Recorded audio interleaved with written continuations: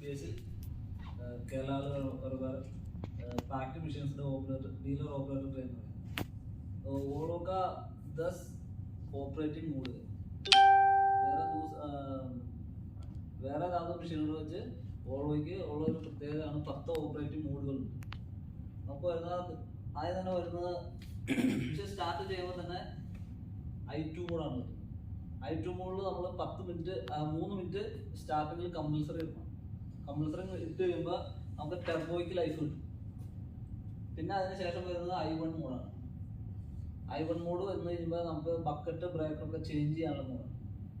Bucket breaker changing മോഡാണ് ഈ I1 mode. പിന്നെ വരുന്നത് F2 മോഡ്. F2 മോഡ് വരുന്നത് നമുക്ക് ലിഫ്റ്റിംഗ് മോഡാണ്. ഫൈൻ മോഡ് ലിഫ്റ്റിംഗ് മോഡാണ് F2 മോഡ്. പിന്നെ നമുക്ക് ഒരു 90 ഡിഗ്രി ആംഗിളിൽ നമുക്ക്